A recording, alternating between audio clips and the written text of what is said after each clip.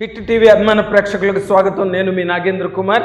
ఇప్పుడు మీతో చాలా ఒక గొప్ప చిత్రకావ్యం, దృశ్య కావ్యం గురించి మీతో ముచ్చట్లాడడం కోసం వచ్చాను. నేను జగదేకుడు అతిలోక సుందరి సినిమా గురించి ఎవరికి చెప్పాల్సినంత అవసరం లేని ఒక గొప్ప హిస్టరీని క్రియేట్ చేసిన సినిమాగా అది అంటే చరిత్ర పుటల మీద రికార్డ్ అయింది. అదొక పెద్ద చరిత్ర. అంటే చరిత్ర అంటే నార్మల్గా అదేదో గతించిపోయింది, గతం వర్తమానంతో సంబంధం లేదు, భవిష్యత్తుతో సంబంధం లేదు అన్న ఒక ప్రధానమైన అర్థం ఉంది. ప్రచారంలో ఉన్న అర్థం కూడా అదే. కానీ జగదేకుడు అతిలోక సుందరికి ఉన్న ఒక గొప్ప స్పెషాలిటీ ఏంటంటే ఆ రోజున అది రికార్డులు బ్రేక్ చేయడమే కాకుండా అదొక కొత్త చరిత్రని ఓపెన్ చేయడమే కాకుండా అండ్ అంతకుముందు విజయ ప్రొడక్షన్స్ వాళ్ళు తీసిన జగదేకుడు కథ లేదా పాతాళ భైరవి ఇలాంటి సినిమాలన్నిటికీ ధీటుగా వాటిని మించిన అద్భుతమైన ఆర్టిస్టిక్ వర్క్తో అద్భుతమైన సెట్లు, బ్రహ్మాండమైన మ్యూజిక్, అంటే మేకింగ్ వాల్యూస్కి ఆ రోజుల్లో అదొక పెద్ద ఒక దాన్ని ఏమంటారు, ఒక యార్డ్ స్టిక్గా నిలబడిన ఒక గొప్ప సినిమా. ఇండియన్ సినిమాలోనే, మనం తెలుగు సినిమా గురించి మాట్లాడడానికి లేదు. మనం తెలుగు సినిమాకి దాన్ని గనక పరిమితం చేసి మాట్లాడితే జగదేకుడు అతిలోక సుందరి సినిమా తాలూకా ఘనతని, గొప్పతనాన్ని పరిమితం చేసిన వాళ్ళం అవుతాం, కూర్చొని చేసిన వాళ్ళం అవుతాం అన్న విషయాన్ని అందరూ గుర్తుపెట్టుకోవాలి. ఎందుకంటే ఇండియన్ సినిమాలోనే ఆ రోజున జగదేకుడు అతిలోక సుందరిని ఢీకొనగలిగే, ధీటుగా నిలబడగలిగే మరో సినిమావే లేదని చెప్పడానికి మాత్రం సంశయించనక్కర్లా.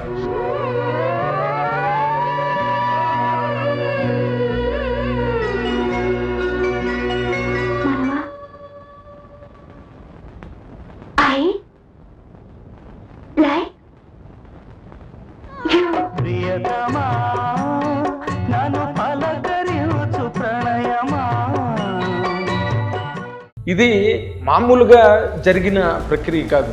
అది ఎప్పుడో దశాబ్దాలు బట్టి ఒక బెజవాడలో ఒక బాలుడు విజయ సినిమాలు చూసి వాటి మీద విపరీతమైన మక్కువని, ప్రేమని, అభిరుచిని పెంచుకుని ఇలాగెప్పుడైనా నేను సినిమా తీస్తానా, నేను ఎప్పుడైనా తీస్తే ఇలాంటి సినిమా తీయాలి అనే ఒక గొప్ప ప్యాషను, ఎక్సైట్మెంట్తో బెజవాడ ట్రైన్ ఎక్కి మెడ్రాస్ వచ్చి తన ప్రయాణాన్ని ప్రారంభించి 1974లో ప్రయాణం ప్రారంభిస్తే అది విశ్వవిఖ్యాత నట సార్వభౌమ నటరత్న డాక్టర్ నందమూరి తారక రామారావుతో ఎదురులేని మనిషి అనే సినిమాని ప్రారంభించి అది 74-75 అయితే జగదేకుడు అతిలోక సుందరి సినిమా వచ్చింది 1990 మే 9వ తారీఖున రిలీజ్ అయిన సినిమా. అంటే తన ప్రయాణంలో తన తాలూకా కోరికలు, కళలు, అంటే ఒక గొప్ప కళాఖండాన్ని, ఒక అద్భుతమైన దృశ్య కావ్యాన్ని నిర్మించాలన్న ఆ కోరికని ఆ గుండెల్లో ఆయన చాలా గట్టిగా పదిలంగా పెట్టుకుని దానికి ఒక రూపాన్ని ఇవ్వడానికి చేసిన ఒక బృహత్తరమైన ప్రయత్నమే జగదేకుడు అతిలోక సుందరి అని చెప్పడానికి ఏమాత్రం అది చెప్తే అతిశయోక్తి కాదు. అదే ఆ బెజవాడ బాలుడే తర్వాత రోజుల్లో యువకుడై ఎదురులేని మనిషితో సినిమా పరిశ్రమలోకి నిర్మాతగా వచ్చి తర్వాత రోజుల్లో ఎన్నో బ్లాక్ బస్టర్స్ ప్రతి పెద్ద హీరోతో చేసి ఒక స్టేజ్లో ఇంకా ఇది కాదు, వైజయంతి మూవీస్కి ఒక చాలా అద్భుతమైన ఒక టర్న్ ఇవ్వాలి, దానికి ఒక గొప్ప డైమెన్షన్ని క్రియేట్ చేయాలి అనే ఒక ఆలోచనతో ఆయన జగదేకుడు అతిలోక సుందరి సినిమాకి శ్రీకారం చుట్టడం జరిగింది. ఆ బెజవాడ బాలుడే, ఆ తర్వాత ఆ యువకుడే తర్వాత జగదేకుడు అతిలోక సుందరిని నిర్మించిన ఘనాపాటే చలసాని అశ్వనీదత్ గారు. ఆయన చరిత్ర గురించి ఇప్పుడు కొత్తగా ఎవరికి చెప్పనక్కర్లే. జగదేకుడు అతిలోక సుందరి నా లైఫ్ లాంగ్ గుర్తుండిపోయే సినిమా. అది మహత్తరమైన కళాఖండం అంటారు. రాఘవేంద్రరావు గారు తీసిన, చిరంజీవి గారు మహానుభావుడు, ఆయన పండించిన విధానం, ఆ సినిమా గొప్పతనం, శ్రీదేవి గారు, ఇక ఆ సినిమాలో క్యాస్టింగ్ అంతా అదే గుర్తుకొచ్చింది నాకు. జగదేకుడు అతిలోక సుందరి. జగదేకుడు అతిలోక సుందరి సినిమా ఎలా ప్రారంభమైంది, ఎక్కడ ప్రారంభమైంది అంటే ఆయన శ్రీనివాస్ చక్రవర్తి గారని ఒక రైటర్ ఉండేవారు. ఆయన చెప్పిన ఒక చిన్న థిన్ లైన్, అంటే అందులో ఆ దేవకన్య ఉంగరాన్ని చేజార్చుకుంటుంది భూలోకానికి వచ్చి మానస సరోవరంలో. అక్కడ ఒక యువకుడికి ఆ ఉంగరం దొరుకుతుంది. ఆ ఉంగరం దొరకడం వల్ల ఆయనకు అతీంద్రియ శక్తులు వస్తాయి యువకుడికి. అండ్ ఆ దేవకన్య మళ్ళీ తిరిగి ఆ ఉంగరం లేని కారణంగా అక్కడ దేవలోకంలో ఆమెకి లోపలికి రావడానికి అనుమతి లభించదు. ఈ రెండింటి మధ్యలో ఒక మాంత్రికుడు, ఒక క్యారెక్టరు, అంటే ఒక ఫెంటాస్టిక్ లైన్గా దీన్ని డెవలప్ చేయడానికి వాళ్ళకి నెలల తరబడి టైం పట్టింది. శ్రీనివాస్ చక్రవర్తి చెప్పిన ఆ లైన్ని వర్క్ చేసి దాన్ని ఒక కథారూపానికి తీసుకురావడంలో అశ్విని దత్ గారు మహామహుల్ని, కొమ్ములు తిరిగిన వాళ్ళని అందులో ఆ టీంలోని సెట్ చేశారు. అందులో సత్యానంద్ గారు, ఎన్నో వందలాది సినిమాలకి డైలాగులు రాసిన సత్యానంద్ గారు, అండ్ ఈ సినిమాకి జగదేకుడు అతిలోక సుందరికి డైలాగులు రాసిన జంజాల్ గారు, అండ్ సత్యమూర్తి గారు కూడా, ఇప్పుడు దేవిశ్రీ ప్రసాద్ గారు వాళ్ళ ఫాదర్ సత్యమూర్తి గారు కూడా ఉన్నారని నేను విన్నాను. ఆ తర్వాత క్రేజీ మోహన్ అని తమిళ్ రైటర్ ఒక అతను కూడా అందులో టీంలో వర్క్ చేశాడు. అండ్ మన సుప్రసిద్ధ నవల రచయిత యండమూరి వీరేంద్రనాథ్ గారు కూడా అందులో ఉన్నారు. వీళ్ళందరితో కలిపి, అఫ్కోర్స్ రాఘవేంద్ర గారు డైరెక్టర్ కాబట్టి ఆయన కూడా ఉన్నారు. వీళ్ళందరితో పాటు ఇంకొక గొప్ప పేరు అందులో ఆ టీంలో ఉంది. ఆ గొప్ప పేరే ఈ సినిమా కథానాయకుడు మెగాస్టార్ చిరంజీవి గారు కూడా దాదాపు 25 రోజుల పాటు ఆ ఆఫీస్కి వెళ్ళి, వైజయంతి మూవీస్ ఆఫీస్కి వెళ్ళి అక్కడ జరుగుతున్న కథా చర్చల్లో ఆయన కూడా డే అంతా పాల్గొని ఆ కథకు ఒక రూపం వచ్చే వరకు కూడా చాలా ప్యాషనేట్గా ఆ సినిమా గురించి, ఆ ప్రాజెక్టు గురించి వర్క్ చేశారు. మొదట్లో జగదేకుడు అతిలోక సుందరిలో చిరంజీవి గారు శ్రీదేవి కాంబినేషన్ అంటే ఆ రోజున Sridevi queen of Indian cinema లాగా వెలుగొందుతున్న టైం అది. అండ్ చిరంజీవి గారి పేరు చెప్తే ఇంకా అసలు బాక్స్ ఆఫీసులు, ఆయన పేరు వింటేనే బాక్స్ ఆఫీసులు బదులయ్యేంత ఒక గొప్ప స్టామినా ఎస్టాబ్లిష్ అయి ఉన్న స్టేజ్ అది చిరంజీవి గారికి. వీళ్ళందరితో పాటు ఈ సినిమాని క్లబ్ చేసి అశ్విని దత్ గారు ఒక స్క్రీన్ వండర్ని క్రియేట్ చేశారు. అయితే ఇందులో గొప్ప విశేషం ఏంటంటే, ఈ విషయాలు చాలామందికి తెలియవు. అంటే ఏదో అక్కడ విన్నది, ఇక్కడ విన్నది రాయడం, ఆ నోట ఈ నోట విన్నది, లేకపోతే ఇంటర్వ్యూల్లో విన్నది రాయడం తప్పితే నేను ప్రత్యక్ష సాక్షిని అక్కడ జరిగిన ప్రతి దానికి. ఎందుకంటే అశ్విని దత్ చలసాని గారితో నాకున్న సాన్నిధ్యం కానీ, లేకపోతే మెగాస్టార్ చిరంజీవి గారితో నాకున్న అనుబంధం కానీ, ఈ ప్రాజెక్టు ఎలాగ షేపప్ అయింది, ఎలా జరిగింది. ఎందుకంటే రాఘవేంద్ర గారు ఈ సినిమా దర్శకేంద్రుడే, కానీ రాఘవేంద్ర గారికి ఈ సినిమా ముందు వరుసగా కొన్ని వైఫల్యాలని ఆయన ఎదుర్కొన్నారు. చాణక్య శబదం అని, ఇంకేదో కొన్ని. దానివల్ల అశ్విని దత్ గారు రాఘవేంద్ర గారిని డైరెక్టర్గా ఎంపిక చేసుకుంటే దాదాపు ట్రేడ్ అనండి, డిస్ట్రిబ్యూటర్స్ అనండి, స్నేహితులు అనండి, లేకపోతే శ్రేయోభిలాష్ అనండి, మీరు ఏమైనా చెప్పుకోండి, వాళ్ళందరూ కూడా రాఘవేంద్ర గారిని వద్దని అబ్జెక్ట్ చేశారు. ఎందుకంటే ఇదా చూస్తే చాలా పెద్ద బడ్జెటెడ్ ఫిల్ము, పెద్ద సెట్లు, చాలా దారుణమైన ఖర్చుతో కూడుకున్న సినిమా. అండ్ ఎందుకో ఆయన దర్శకేంద్రుడు రాఘవేంద్ర గారు ఎక్కడో బ్యాలెన్స్ తప్పారు. ఆయన మొదట్లో లాగా హిట్లు ఇవ్వలేకపోతున్నారు, ఫ్లాప్లు వస్తున్నాయి, ఆయనకి గ్రిప్ పోయిందా, లేకపోతే ఆయన ఏంటి ఇంక సినిమాలు చెయ్యలేరా, ఇంకా దర్శకుడిగా ఆయన పక్కకి వెళ్ళిపోవాలా, ఇలాంటి మాటలు చాలా దారుణంగా మాట్లాడుకున్నారు మెడ్రాస్లో ఆ రోజున. నేను అన్నీ నా చెవులతో విన్నవాడిని నేను. కాకపోతే ఇందులో అశ్విని దత్ గారిని ఎక్కడ మెచ్చుకోవాలంటే, ఆయన రాఘవేంద్ర గారిలో ఉండే ఆ క్రియేటివ్ జీనియస్ ఏదైతే ఉందో దాన్ని చాలా గట్టిగా నమ్మారు. ఆయన ఒక్కడే నమ్మి ముందడుగు వేయడం జరిగింది. ఎవరు ఎన్ని చెప్పినా కూడా అశ్విని దత్ గారు మాత్రం రాఘవేంద్ర గారి దగ్గర నుంచి వైపు నుంచి దృష్టి మరల్చుకోలేదు. అండ్ ఆయన్ని తీసేసి ఇంకో డైరెక్టర్తో చేయించాలనే నిర్ణయం అన్నది ఆయన కళ్ళలో నీళ్ళలో కూడా ఎప్పుడు అనుకోలేదు. ఎందుకంటే ఆయనకి ఒరిజినల్గా రాఘవేంద్ర గారి తాలూకా పొటెన్షియల్ ఏంటి, ఆయన కెపాసిటీ ఏంటి, ఆయన స్టామినా ఏంటి, ఆయన క్రియేటివ్ జీనియస్ ఏంటి అని బాగా తెలిసిన వ్యక్తి అశ్విని దత్ గారు. కాబట్టి ఆయన ఎంతమంది ఎన్ని మాటలు చెప్పినా ఆయన ఎక్కడ తొణకలేదు, బెణకలేదు, రాఘవేంద్ర గారికి ఫిక్స్ అయ్యారు. అందులో అండ్ మళ్ళీ కథల్లో ఎలాగైతే తన తాలూకా కాంట్రిబ్యూషన్ని ఆయన ఇచ్చారో మెగాస్టార్ చిరంజీవి గారు, ఆయన మళ్ళీ దర్శకేంద్రుడు రాఘవేంద్ర గారిని ఆయన కూడా సమర్థించి ఒక సినిమాలో 1-2 ఫెయిల్ అయితే దానివల్ల ఒరిజినాలిటీ అన్నది ఎక్కడికి పోతుంది. కాబట్టి రాఘవేంద్ర గారినే డైరెక్టర్గా పెట్టాలని ఆయన కూడా వత్తాసు పలకడంతో ఈ సినిమా ప్రాజెక్టు రాఘవేంద్ర గారు మైక్రోఫోన్ పట్టుకోగా ఈ ప్రాజెక్ట్ స్టార్ట్ అయింది. ఈ సినిమా విజయవాహిని స్టూడియోలో బ్రహ్మాండమైన సెట్లు వేయడం జరిగింది.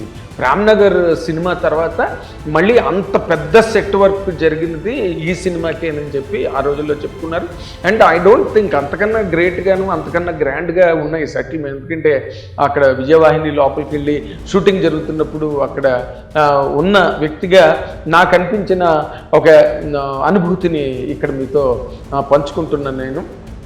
ఆ సెట్లో ఆ షూటింగ్లో దత్తు గారికి ఎంతమంది చెప్పారో, ఏంటి ఈ సెట్లు ఏంటి, నీ బడ్జెట్ ఏంటి, ఏంటి సినిమా, నువ్వేమైపోతావు దత్తు ఈ సినిమా తర్వాత, ఆలోచించుకున్నావా, జాగ్రత్తగా ఉండు, జాగ్రత్త పడు అని నాగిరెడ్డి గారి దగ్గర నుంచి ఆయనకి చెప్పని వాళ్ళు లేరు.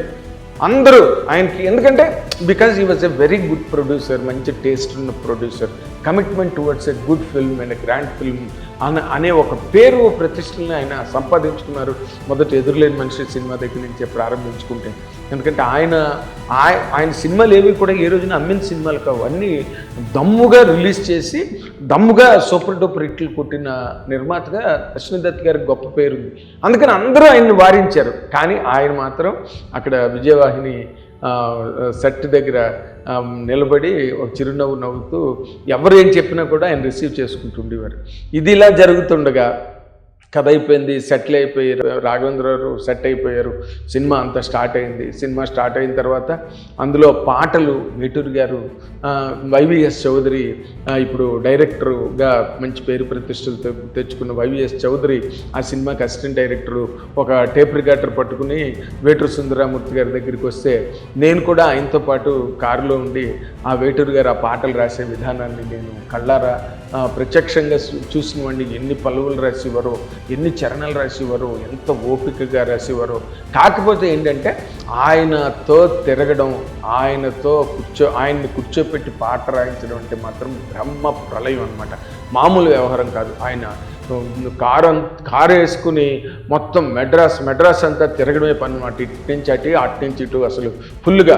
ఎప్పుడు అందులోంచి ఆ చరణం వస్తుందో, ఎందులోంచి ఆ పల్లవి ఎలాగ వస్తుందో కూడా తెలియని ఒక అయోమయ స్థితిలోంచి ఒక అద్భుతం క్రియేట్ అయ్యేది వేటూరి సుందరమూర్తి గారి దగ్గర.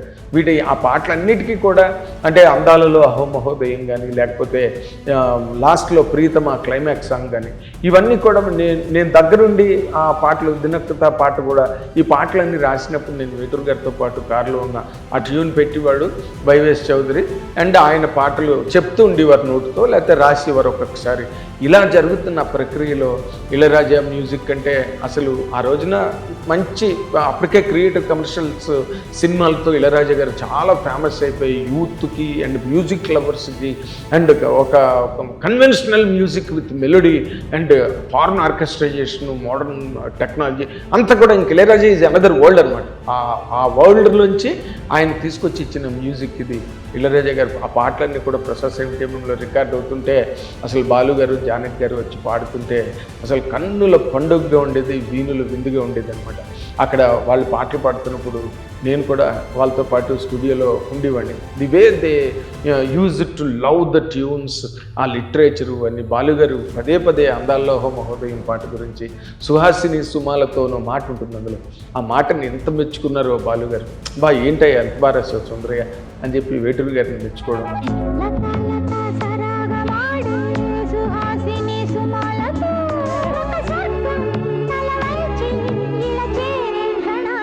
ఇవన్నీ నాకు బాగా తెలుసు. ఇళయరాజా గారు అమ్మని కమ్మని దెబ్బ పాట అయితే అది స్లోగా ఉన్నది, కొంచెం ఈ స్లోగా ఉంది సాంగ్ అన్న ఫీలింగ్ అందరిలోని క్రియేట్ అయినప్పటికీ సో మన అశ్విని దత్ గారు మాత్రం ఆ పాటకి ఆ ట్యూన్కి ఆయన గట్టిగా ఓటేయడం జరిగింది. అది ఆ పాటని అసలు ఆ పాటని జస్ట్ 2 డేస్లోనూ 3 డేస్లోనూ మైసూర్లో తీసేశారు రాఘవేంద్రరావు.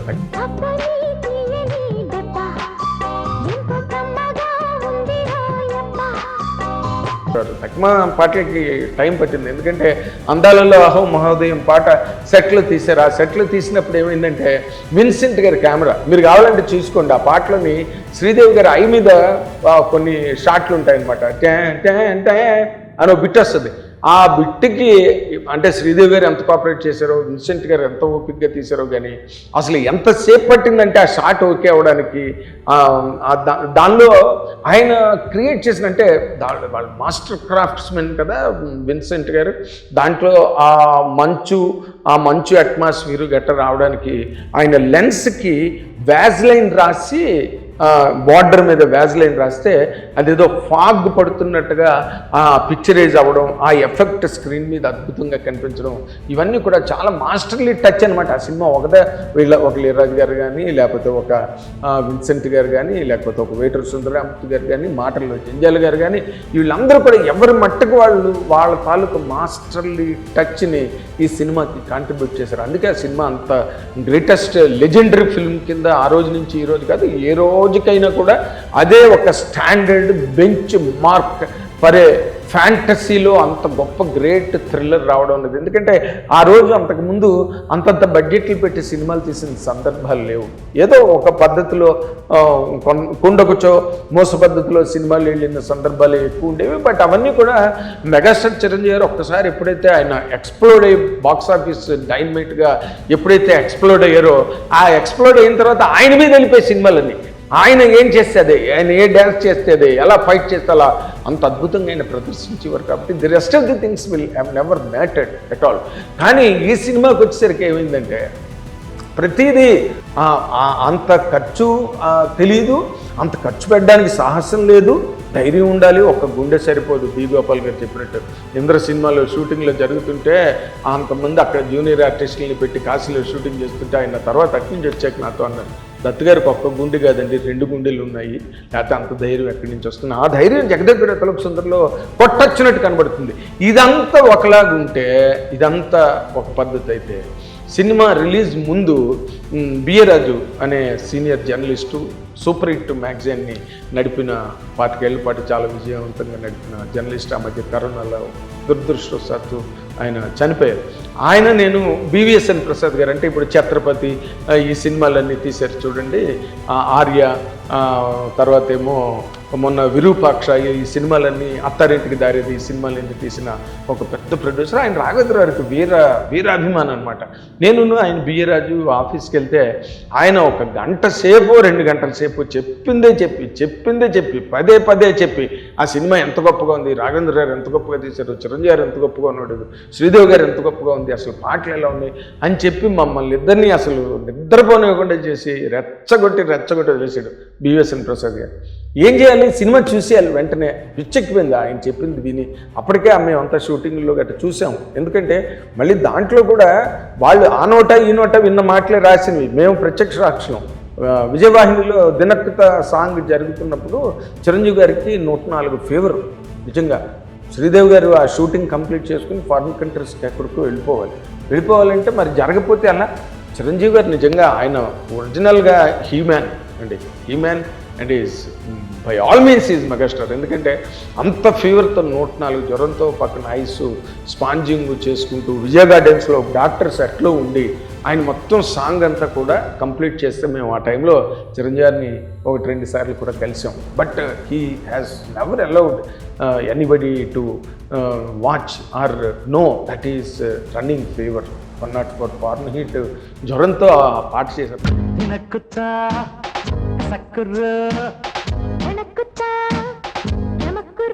ఇవన్నీ మేము డైరెక్ట్గా చూసాం. సో మాకు పర్సనల్గా విపరీతమైన ఎక్సైట్మెంట్ ఉన్నది సినిమా మీద. అండ్ బివిఎస్ఎన్ ప్రసాద్ గారు మమ్మల్ని నిద్రపోనివ్వకుండా చేశాడు. దీంతో ఎక్కడ చూడాలి సినిమా అని ఆలోచించుకుని రాత్రంతా రోడ్ల మీద తిరిగితే మన్నాడు ఉదయం రాఘవేంద్ర గారు అండ్ మన ఎడిటర్ చంటి గారు ఇద్దరు కూడా ప్రింట్ చెకింగ్ కోసం అని చెప్పి ప్రసాద్ 70mmకి రావడం జరిగింది. ఆ ప్రసాద్ 70mmలో ఆ సినిమా వాళ్ళు చూడడానికని స్టార్ట్ చేసినప్పుడు నేను బియ్యరాజు గారు ఇద్దరం కూడా ఫస్ట్ రోస్లో అంటే స్క్రీన్కి దగ్గరగా ఉన్న ఫస్ట్ రోస్లో తలదించుకుంటూ లోపలికి వెళ్ళి మేము ఇద్దరం సెట్ అయిపోయి సినిమా చూసి బయటకు వచ్చాం. రాఘవేంద్రరావు మమ్మల్ని చూసేది. సరే ఆయన అభిమానులు, ఆయనకి చాలా దగ్గర మనుషులం, సొంత మనుషులం కాబట్టి మమ్మల్ని ఏమి ఆయన అనలేదు. మేము అసలు థియేటర్ నుంచి బయటకు రాగానే మేము ఎక్కడ నడుస్తున్నామో, దేవలోకంలో నడుస్తున్నామా, లేకపోతే మానస సరోవరంలో నడుస్తున్నామా, లేకపోతే మెడ్రాస్లో ఉన్నామా ఏంటో తెలియని ఒక ట్రాన్స్లోకి వెళ్ళాము సినిమా చూసి. ఎందుకంటే పాటలు, షార్ట్ టేకింగ్, ఓ పక్కన చిరంజీవి గారు, ఓ పక్కన శ్రీదేవి, అసలు యూ కాంట్ ఫర్గెట్. ఈ రోజుకి కూడా నాకు తలుచుకుంటే గూస్ బంప్స్ వస్తాయి. అలాంటి ఒక సినిమా అంత అదిరిపోయిందని మేము బయటకు వచ్చి అనుకున్నాం. రాఘవేంద్ర గారికి కూడా మేము కంగ్రాచులేట్ చేస్తాం, చాలా బాగుంది సార్ సినిమా అంటే. ఆయన ఆనపడిపోయారు. ఆయన కూడా డూ ఆర్ డై సిచ్యువేషన్లో ఆ సినిమా చేయడం, లైఫ్ అండ్ డెత్ లాగా చేసాడు ఆయన సినిమా. నార్మల్గా అయితే ఆయన దగ్గర 3-4 యూనిట్లు, దానికి సెపరేట్ రైటర్లు, దానికి ఒక డైరెక్షన్ డిపార్ట్మెంట్లు, సినిమాకి ఇంత గొడవ ఉండేది రాఘవేంద్ర గారి దగ్గర. కానీ ఆయన ఏం చేశారంటే ఈ సినిమా వరకు వచ్చేసరికి అన్నీ నిలిపేసి ఒక్క సినిమా మీదే కాన్సన్ట్రేట్ చేసి ప్రతి ఫ్రేమ్ని ఒక శిల్పంలా చెక్కిడు సినిమాలో. నిజంగా రాఘవేంద్ర గారు నిజంగా యాడ్సప్. ఆ ఫిల్మ్లో కొన్ని మీరు కావాలంటే ఇప్పటికీ చూడండి, శ్రీదేవిని చూడగానే ఆ డాగ్ ఇలా లేచి కాళ్ళు ఎత్తి అలా ఉండిపోతుంది దేవకన్యని చూసి.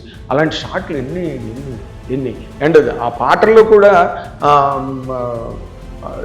సాంగ్ ఒకటి తమిళ్ సాంగ్ అనమాట. అది ఆ సాంగ్ని ఆయన యాజ్ ఇట్ ఈజ్గా పెట్టి నాకు ఈ పాట కావాలని చెప్పి ఇళయరాజా గారిని అడిగి మరీ ఆ పాట తెలుగులో పెట్టించడం జరిగింది. యమహో నీ యమ అంటుంది సాంగు.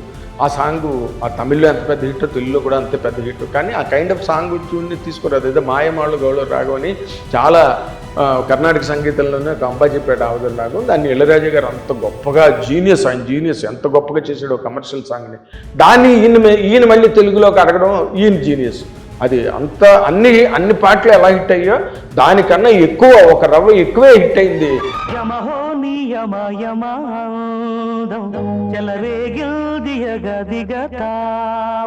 అయితే ఈ వాతావరణం అంతా కంప్లీట్ అయింది, అన్నీ ఓకే, అన్ని బ్రహ్మాండంగా వచ్చాయి, బ్రహ్మాండమైన రిపోర్ట్ ఉన్నది సినిమాకి. ఖర్చు అయిపోయింది, అసలు కష్టం అయిపోయింది, అన్నీ అయిపోయిన టైంకి కరెక్ట్గా May 9న రిలీజ్ అనగా ఆంధ్రప్రదేశ్లో పెను తుఫాన్, అసలు మామూలుగా కాదు. బాబోయ్, అసలు ఊళ్ళు ఏకమైపోతున్నాయి. ఏట్లో పడి ఇళ్ళు కొట్టుకుపోతున్నాయి. మామూలు కాదనమాట. ట్రైన్లు ఆగిపోయాయి, ఎక్కడ ట్రాన్స్పోర్టేషన్ లేదు, రోడ్లు తెగిపడ్డాయి, ఎలక్ట్రిక్ పోల్స్ పడిపోయాయి. దారుణం అనమాట. మహాబేవత్సకాండ ఒక్కసారి May 9 ముందు క్రియేట్ అయిపోయింది ఆంధ్రాలో. ఏం చేయాలి? అసలు అందరికీ, ఆ సినిమాని ప్రేమించిన వాళ్ళకి, ఆ సినిమాలో పనిచేసిన వాళ్ళకి అందరికీ గుండె జారిపోయిందనమాట. ఇంకా దత్తు గారికి, రాఘవేంద్ర గారికి ఎలా ఉంటుందో ఆలోచించండి ఒకసారి. చిరంజీవి గారికి అంటే శ్రీదేవి గారికి పెద్ద సంబంధం లేదండి, she was staying in Bombay.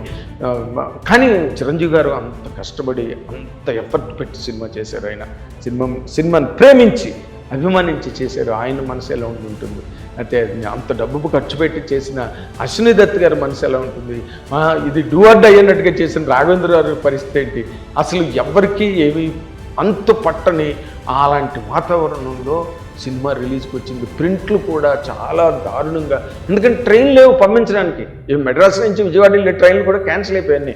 అలాంటి పరిస్థితుల్లో వాటిని మళ్ళీ వేరే మోడ్ ఆఫ్ ట్రాన్స్పోర్టేషన్లో విజయవాడ వెళ్ళారు దత్ గారు. ఆ టైంకి వెళ్ళి ఇంటికి వెళ్ళేసరికి ఈ తుఫాన్ దెబ్బకి మొత్తం అన్ని కరెంటు వైర్లన్నీ తెగి పడిపోయి, కరెంటు పోల్స్ పడిపోయి, అంత చీకటి, చిమ్మ చీకటి, గాఢాంధకారం. ఆ టైంలో దత్ గారు ఇంటికి వెళ్ళేసరికి ఇంట్లో కరెంట్ లేదు. ఏదో గుడ్డి దీపంలో భోజనం చేయవలసి వచ్చింది. ఈయనకి ఆల్రెడీ ఆయన మనసులోనే ఒక చీకటి ఉంది, ఏంట్రా బాబు ఇలాంటి పరిస్థితి. ఇంటికి వెళ్ళేసరికి చీకటి. ఆయన తాలూకా వర్ణనాతీతం అనమాట. అర్ధరాత్రి స్వాతంత్రం, అంధకార బంధువులాగా ఆయన ఈ సినిమా తాలూకా అని అంటే, అప్పుడు వాళ్ళ నాయన గారు ధర్మరాజు గారు, జలసాని ధర్మరాజు గారు, ఎవరైతే దత్ గారు సినిమా పరిశ్రమకు రావడానికి ఆర్థికమైన ప్రతిపత్తి కల్పిస్తూ ఎవరైతే దత్ గారిని సినిమా ఇండస్ట్రీకి రావడానికి ప్రోత్సహించి సై చెప్పారో, ఆయనే మళ్ళీ ఏం పర్వాలేదు, నువ్వు మంచి సినిమా తీసావు, నీ సినిమా గ్యారంటీగా విజయం సాధిస్తుంది, ఏం బెంగ పెట్టుకోకని చెప్పి ఆయనే మళ్ళీ దత్ గారికి ధైర్యం చెప్పడం జరిగింది. సినిమా రిలీజ్ అయ్యింది. దాన్ని ఏమంటారు, మొత్తం థియేటర్లోకి కుర్చీల కిందకి నీళ్ళు వచ్చేసినాయి, ప్రొజెక్టర్ దగ్గర నీళ్ళు వచ్చేసాయి, కానీ సినిమా థియేటర్కి జనాలు మాత్రం వెళ్ళడం మానలేదండి. That is the greatest thing. ఇప్పుడు ఈ రోజున రెండుని పిలిచిన థియేటర్కి ఎవడే వెళ్ళట్లే. అలాంటి వాతావరణంలో అలాంటి పెను తుఫాను భయం కూడా, ప్రాణ భయం కూడా ఉంటుంది. ఏమో ఏ కరెంటు పోల్ పడిపోతుందో, లేకపోతే ఏ చెట్టు విరిగి పడిపోతుందో, మన మీద చచ్చిపోతామన్న భయం కూడా ఉంటుంది. కానీ ఏ భయం భీతి లేకుండా, ఏ ఆందోళన లేకుండా ఒక్కటే లెక్క, జగదేగుడు అతిలోక సుందరి సినిమా చూసి వెళ్ళి థియేటర్కి జనాలు వచ్చారు, కుర్చీల్లో కాళ్ళు పెట్టుకుని చూశారు, కిందనంతా వాటరే. ఇలాంటి వాతావరణంలో రాఘవేంద్రరావును దత్ గారు వెళ్తున్నప్పుడు కరెక్ట్గా ఎన్టీఆర్ నందమూరి తారక రామారావు ప్రచారానికి అటు పక్కగా వెళ్తూ ఆయన వీళ్ళని దగ్గరికి పిలిచి, మీరు మంచి సినిమా తీశారు, రిపోర్ట్ చాలా బాగుంది, మీరేం గాబరా పడకండి, బ్రహ్మాండమైన సక్సెస్ అవుతుందని ఎన్టీ రామారావు చెప్పడం. తర్వాత వాళ్ళు వెళ్ళిపోతుంటే ఒక పంట పొలాల నుంచి ఒక రైతు పరిగెట్టి వచ్చి అరటిపళ్ళు గట్ట సంచి సైకిల్కి తగిలించి వెళ్తున్నవాడు రాఘవేంద్రరావు దత్ గారిని చూసి, నేను ఇప్పుడే సినిమా చూసి వచ్చాను, అదిరిపోయింది సినిమా, అసలు మీ సూపర్ డూపర్ హిట్ అని చెప్పాడు. దాంతో వీళ్ళకి కొంతవరకు వాళ్ళకి ఒక ధైర్యం వచ్చి సినిమా నిలబడుతుంది, నిలబడబోతోంది అనే ఒక నమ్మిక వాళ్ళిద్దరికీ కలిగిందనమాట. ఈ సినిమా మేకింగ్ కానీ, కథ కానీ, తారాగడం కానీ, టెక్నీషియన్స్ కానీ, వీటన్నిటి పరంగా ఎలాగైతే ఒక సంచలనమో, రిలీజ్ టైం కూడా ఒక సంచలనమే. ఎందుకంటే ఆ వాతావరణంలో సినిమాని ఎలా రిలీజ్ చేయాలి, రిలీజ్ చేస్తే మాత్రం జనం థియేటర్లకు వస్తారా, అలాంటి ఒక పెను ఉత్పాతం చెలరేగుతున్న టైంలో దానిని డామినేట్ చేస్తూ ఒక ప్రభంజనం, వైజయంతి ప్రభంజనం అన్నది ఒక్కసారి చెలరేగి మొత్తం ఆంధ్రప్రదేశ్ యునైటెడ్ ఆంధ్రప్రదేశ్, ఆ రోజున నైజాము, ఆంధ్ర, సీడెడ్, 3 ప్రాంతాలు అసలు సినిమా అత్తల కొత్తలు చేసి పారేసిందనమాట. అంటే ఇంకా జనాలు పిచ్చెక్కిపోయారు, ఆ పాటలేంటి, ఆ సినిమా సీన్లు ఏంటి, షో నుంచి షోకి అలాగా భయంకరమైన కలెక్షన్స్ పెరిగి సినిమావే ఒక పెద్ద తుఫాను కింద మారిపోయింది ఆ సినిమా. అది ఈ సినిమాకున్న చరిత్ర మేము ప్రత్యక్షంగా ఉన్నవాళ్ళం.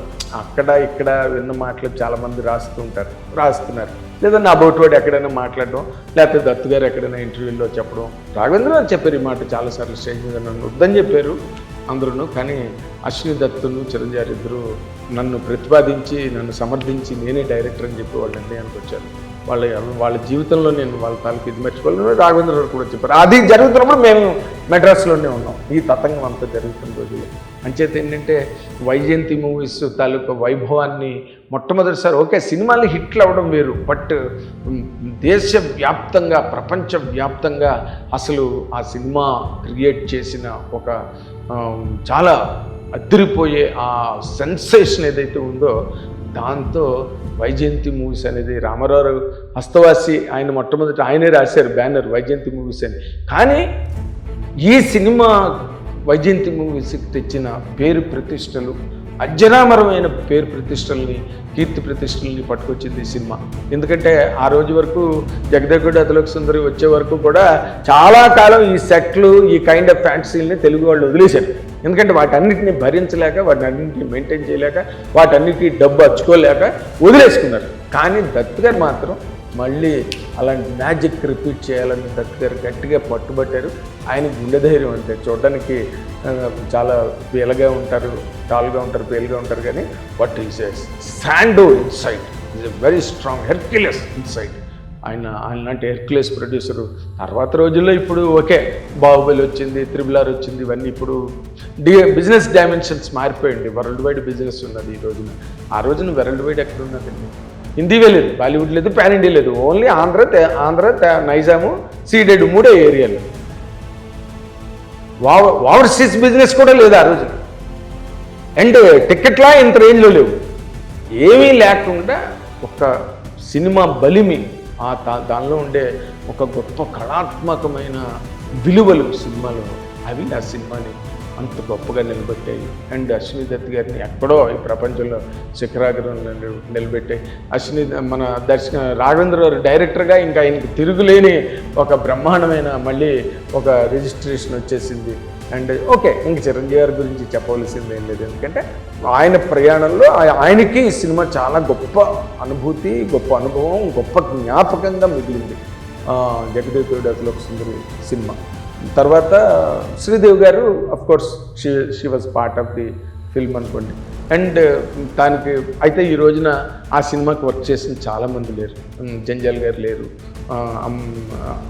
అమరీష్ పురి లేడు, ఆయన లేడు, అండ్ రామిరెడ్డి లేడు, కన్నడ ప్రభాకర్ లేడు, అల్లూరు రామలింగయ్య గారు లేరు, ఆ సినిమాకి బాలు గారు లేరు, అన్ని పాటలు అద్భుతంగా పాడిన బాలు గారు లేరు, వేటూరు గారు లేరు, వేటూరు సుందరమూర్తి గారు లేరు. సో వాళ్ళందరి ఆత్మలకి మళ్ళీ గంపెడు ఆనందాన్ని అందిస్తూ ఈ సినిమా మళ్ళీ రేపు May 9న రిలీజ్ కాబోతుంది. అసలు మళ్ళీ పండగ. ఈ రోజున ప్రపంచవ్యాప్తం తెలుగు సినిమా అన్నది ప్రపంచవ్యాప్తం కాబట్టి ఎక్కడికి వెళ్ళినా దుమ్ము లేపేస్తుంది మళ్ళీ ఇంకొకసారి. And let us invite another cyclone of collections for Jagadekudu Athiloka Sundari. Thank you watching hit TV app. ఇందులో short news, live news, entertainment shows, movies, digital magazines తో పాటు మీ జిల్లా వార్తలను కూడా ఫ్రీగా చూడొచ్చు. అంతేకాదు KG నుంచి PG వరకు విద్యార్థులకు స్కాలర్షిప్ కూడా అందిస్తున్నాం. ప్రతి వారం 10 మందికి లక్కీ డ్రా ద్వారా ఒక్కొక్కరికి 10,000 రూపాయలు అందిస్తున్నాం. ఇంకెందుకు ఆలస్యం, వెంటనే హిట్ టీవీ యాప్ ని డౌన్లోడ్ చేసుకుని ఫ్రీగా ఎంటర్టైన్మెంట్ పొందండి. Hit TV app. Hit TV app. Please download hit TV app. Hit TV యాప్ని ఫ్రీగా డౌన్లోడ్ చేసుకొని ఎంజాయ్ చేయండి. మీకు నచ్చిన ఎంటర్టైన్మెంట్ కోసం హిట్ టీవీ యాప్ ని ఫ్రీగా డౌన్లోడ్ చేసుకుని ఎంజాయ్ చేయండి. హిట్ టీవీ యాప్ని డౌన్లోడ్ చేసుకుని ఆస్వాదించండి, ఆశీర్వదించండి. ఇంతమంది సెలబ్రిటీలు హిట్ టీవీ యాప్ ని డౌన్లోడ్ చేసుకోండి అని చెప్తున్నారంటే ఎంత మంచి యాప్ ఆలోచించండి. అమెరికాలో చదవాలనుకునే వాళ్ళకి విశ్వసనీయమైన పేరు మన శౌర్య కన్సల్టెన్సీ. UK లో 1 year masters, UK లో 1 year masters, 2 years work permit up to 5 years visa. Contact Saurya Consultancy. Contact 89851 89851.